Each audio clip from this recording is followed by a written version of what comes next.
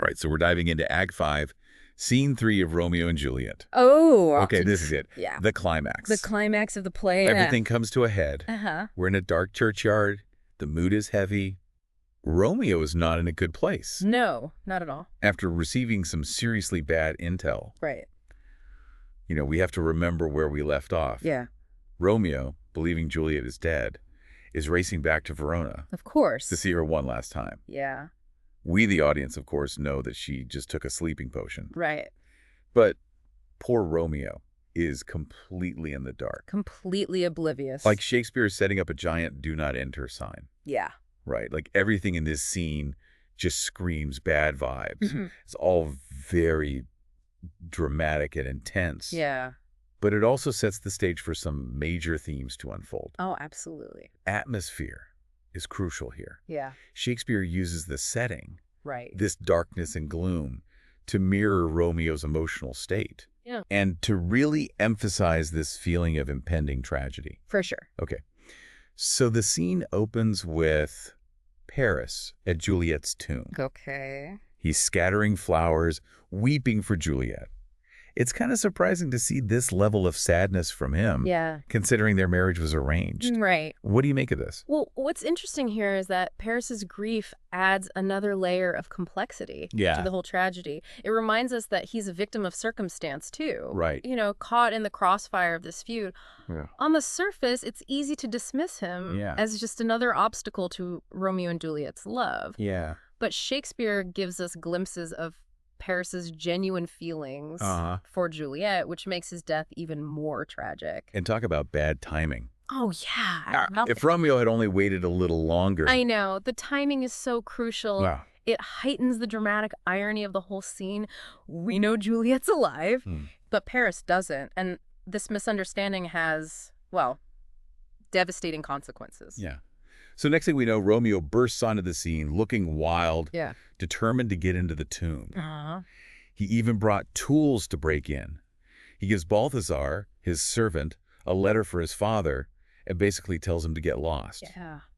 This is where we really see Romeo's impulsiveness and desperation on full display. Oh, yeah. Remember earlier in the play, he killed Tybalt in a fit of rage. Of course. Now, he's driven by grief and this intense desire to be with Juliet. Yeah. Even in death, he's not thinking clearly, and his actions are foreshadowing some very dark events to come. Absolutely. Balthasar is clearly freaked out by all of this. Yeah. It's like he knows something terrible is about to happen. Right. Balthasar's fear just adds to the suspense. Yeah. He acts as this voice of reason, reminding us of the potential danger of Romeo's actions. Of course. But Romeo, of course, is so consumed by grief that he doesn't listen.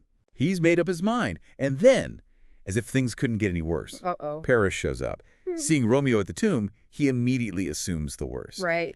That Romeo is there to desecrate the Capulet bodies. Yeah. This leads to a confrontation. Makes sense. I mean, this confrontation is a perfect example of how misunderstandings and assumptions fuel the play's tragic events. Totally. Both Romeo and Paris are acting based on incomplete information. Yeah. And neither one of them is willing to back down. It all happens so fast. It does. 1 minute they're arguing, the next they're fighting, and before you know it, Paris is dead. Yeah, the speed of the action really underscores the chaotic nature of the whole scene. Yeah. And it emphasizes that theme of fate. It's like these characters are caught in this whirlwind of events beyond their control. Romeo kills Paris, then lays him in the tomb with Juliet. He delivers this heartbreaking speech, lamenting his fate and Juliet's death. Yeah. It's just gut-wrenching. It is. Then he drinks the poison. Oh, no. This speech is so important for understanding Romeo's mindset. Right. He is completely convinced that death is the only option. Yeah. The only way to be reunited with Juliet. Uh-huh. He's consumed by despair. And his words reflect the depth of his love, the finality of his decision. Right. It's almost unbearable to listen to, knowing what's about to happen next. Oh, I know. Because just as Romeo dies, Juliet wakes up. Oh, my God. Talk about a cruel twist of fate. The timing is just brutal. She wakes up expecting to be whisked away by Friar Lawrence, but instead she finds Romeo dead by her side. Oh, it's just heartbreaking. It's really where Juliet shows incredible strength. Yeah. She could go with Friar Lawrence. Yeah. But she chooses to stay. Yeah. Her entire world has imploded. Right. But she doesn't fall apart. It's like, in that moment, she takes control of her destiny. This whole play has been about forces outside of her control, family feuds, secret plans. Yeah. Now, finally, she makes her own choice. Yeah, exactly. She refuses to go with the friar. She says, "Go, get thee hence, for I will not away." Yeah. Such a powerful statement of defiance. Right. She's rejecting the plans and expectations that have been thrust upon her. And then she sees Romeo's dagger. Oh, yeah. This is where the symbolism of the dagger is so important. Okay. Throughout the play, swords and daggers represent violence and conflict. Yeah. But in Juliet's hands, the dagger becomes an instrument of her own agency. She chooses to die on her own terms, united with Romeo. Her final words, "There rest and let me die." Yeah. So heartbreaking. They are. But also defiant. Uh-huh. She's making a statement not just about her love for Romeo, Right. but also about her refusal to live in a world that's taken him from her. Yeah, it's a tragic ending. Yeah. But also a really powerful one. Right. Juliet's suicide is a complex act, both a testament to her love and a rebellion against the forces that sought to control her. It's all so intense. Yeah. And right when you think it can't get any more dramatic, the night watchman shows up. Right. Followed by the prince, the Capulets, and the Montagues. Right. The arrival of the families and the prince really shifts the focus from personal tragedy to the wider consequences of the whole feud. Yeah. It's like the chaos of the scene visually reflects the chaos that the feud has created. Everyone's trying to understand what happened. Yeah. But it's too late. Too late. Their hatred and their inability to see past their differences have led to this devastating outcome. Right. I mean, the scene is a mess, just like the situation these families have created. And amidst all the confusion and accusations, Friar Lawrence steps forward and confesses his role in the events. Right. He reveals the plan to give Juliet the potion, Romeo's misunderstanding, everything. It's like the truth is finally coming to light. Yeah. But at what cost? Right. And then Balthasar delivers Romeo's letter to his father. The letter that confirms Friar Lawrence's account, revealing Romeo's actions and motivations. This letter, intended to explain and offer closure, instead serves as a reminder of the tragic consequences of miscommunication and impulsive actions. So we have this scene where everything unravels. All the secrets and misunderstandings are exposed. Right. And everyone is forced to confront the truth of what has happened. Right. Where do we go from there? Yeah. What happens next? Well, the prince, having witnessed the devastating consequences of the feud firsthand, finally steps in and lays down the law. He must be furious. Oh, he is. Seeing all this death and destruction caused by this ridiculous family feud. He addresses the Capulets and Montagues directly, calls out their enmity, and blaming their hatred for the tragedy. Yeah. He says, "See what a scourge is laid upon your hate, that heaven finds means to kill your joys with love." Wow. It's a powerful indictment of their behavior. So he's not letting them off the hook. No. He's holding them accountable for their actions. Exactly. And he goes on to lament his own role in allowing the feud to fester. Oh, wow. Admits his own responsibility, saying, "And I, for winking at your discords too, have lost a brace of kinsmen. All are punished." That's a pretty big statement. It is. He's acknowledging that he could have done more to stop this. Right. That his inaction contributed to the tragedy. Yeah. Shows a real sense of accountability. It does. The prince is recognizing that he had the power to intervene. Yeah. But he chose not to, and now everyone is paying the price. So everyone is forced to confront the devastating consequences of their actions. What about the families? How do they react to the deaths of their children and the prince's words? Both Lord Capulet and Lord Montague are completely shattered. Yeah. They finally realize the futility of their feud. Right. And how their hatred has destroyed their families. Yeah. It's a moment of reckoning, a painful awakening to the truth of what they've wrought. So it takes this unimaginable tragedy for them to see the light. Yep. It's too late for Romeo and Juliet. Right. But maybe there's still some hope for reconciliation. There is. Okay. Lord Capulet, overcome with grief, offers Montague his hand in friendship. Wow. He says, "Give me thy hand, this is my daughter's jointure, for no more can I demand." That's a huge step. It is. He's essentially saying, I can't bring my daughter back, but I can offer you peace. Right. What's Montague's response? Montague accepts Capulet's offer. Wow. Finally letting go of the hatred that has consumed him for so long, he vows to build a golden statue of Juliet as a tribute to her love and sacrifice. Wow.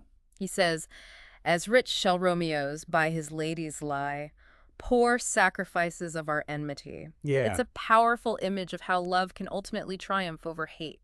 But even though there's this gesture of reconciliation, the mood must still be incredibly somber. It is. The play ends on a note of profound sadness. Yeah. The prince, reflecting on the tragedy, speaks the final words. "A glooming peace this morning with it brings. The sun for sorrow will not show his head. Go hence, to have more talk of these sad things. Some shall be pardoned and some punished. For never was a story of more woe than this of Juliet and her Romeo." So while the feud, but that's also what makes it such a rich text for discussion and analysis. Let's start with fate versus free will. Okay. I mean, could Romeo and Juliet have avoided this tragic end? Or were their deaths inevitable from the start? That's the big question, isn't it? Yeah. It's something scholars and audiences have debated for centuries. Right. There's this sense throughout the play Yeah. that these characters are star-crossed, that their destinies are predetermined. We see it in the prologue, with the chorus talking about their death-marked love. Yeah. And we see it in the way events unfold, Right. with all the missed opportunities and unfortunate coincidences. Like Romeo arriving at the tomb just moments after Juliet takes the potion. Exactly. Or Friar John being quarantined and unable to deliver the letter to Romeo. Right. Those incidents make it seem like some external force is working against them. For sure. But at the same time, Romeo and Juliet also make choices that contribute to their downfall. Yeah. Like Romeo's decision to kill Tybalt, which sets off this chain of events leading to his banishment. Or Juliet's choice to deceive her parents and fake her own death. Right. So it's not simply a matter of fate. Right. Shakespeare is exploring the complex interplay between destiny and choice. He suggests that while we may not be able to control the circumstances we're born into or the events that unfold around us, we do have the power to make decisions that shape our lives. Right. And sometimes those decisions have tragic consequences. It's like Romeo and Juliet are caught in this web of fate, but they also make choices that pull them deeper into it. Yeah. They have agency, but it's limited by the circumstances they find themselves in. Exactly. And it makes us think about our own lives, doesn't it? Yeah. How much control do we really have over our destinies? Right. Are we masters of our own fates? Or are we bound by forces beyond our comprehension? That's a pretty heavy question to grapple with, especially for a teenager reading this play for the first time. I know. But it's also what makes Romeo and Juliet so timeless and relevant. Absolutely. It speaks to the core of the human experience. Right. Our struggle to understand our place in the world, the choices we make, the consequences we face. Okay, so we talked about fate versus free will. What about the other big theme here? The destructive power of hatred. Yeah. I mean, the feud between the Montagues and Capulets is clearly the driving force behind this tragedy. Absolutely. Shakespeare is showing us how hatred, left unchecked, can poison everything it touches. Right. It creates a climate of fear, distrust, and violence that ultimately leads to the deaths of these young lovers. We see it in the way the families treat each other. Yeah. The constant threats and insults. Right. And the willingness to resort to violence at the slightest provocation. And it's not just Romeo and Juliet who suffer. Right. Mercutio, Tybalt, Paris. Yeah. They're all casualties of this senseless feud. It's like this hatred has become a self-perpetuating cycle. Yeah. Each act of violence begets more violence. And the families are trapped in this endless cycle of revenge. And what's so tragic is that by the end of the play, Yeah. both families realize the futility of their hatred. Right. They're left with nothing but grief and regret. It's a powerful message about the need for forgiveness, understanding, and the importance of breaking free from cycles of violence. Couldn't agree more. It makes you think about the conflicts we see in our own world today. Yeah. How often do we allow hatred and prejudice to cloud our judgment and lead to destructive outcomes? It's a timeless theme that resonates as strongly today as it did in Shakespeare's time. Okay, so we've discussed fate versus free will and the destructive power of hatred. Yeah. Let's talk about love. Okay. Romeo and Juliet's love is passionate, intense, and ultimately fatal. Yeah. What is Shakespeare saying about the nature of love in this play? Well, he's certainly not shying away from its complexities. Romeo and Juliet's love is both beautiful and dangerous. It inspires them to defy their families and risk everything for each other. Yeah. But it also consumes them, leading to impulsive decisions and ultimately their tragic deaths. Their love is so powerful, so all-encompassing that it becomes the driving force behind every decision they make. And that's part of what makes their story so compelling. Right. We're drawn to their passion, Yeah. their willingness to sacrifice everything for love. Right. But at the same time, we recognize the danger of allowing love to completely rule our lives. It's like Shakespeare's warning us that love, while beautiful and transformative, can also be blinding. Yeah. We need to find a balance between passion and reason, between following our hearts and considering the consequences of our actions. That's a really insightful point. Yeah. And it brings us back to the idea of fate versus free will. Right. Romeo and Juliet are driven by their love, Yeah. but they also make choices that shape their destiny. So maybe the lesson here is that love is not just a feeling. It's a force that can both elevate and destroy us. Yeah. And it's up to us to navigate its complexities with wisdom and discernment. Exactly. Shakespeare is challenging us to think critically about the nature of love, Yeah. its power, and its potential pitfalls. So as we wrap up this deep dive into Act 5, Scene 3 of Romeo and Juliet, I want to leave our listener with a thought-provoking question. Okay. What if Romeo had arrived at the tomb just a few minutes later after Juliet had woken up?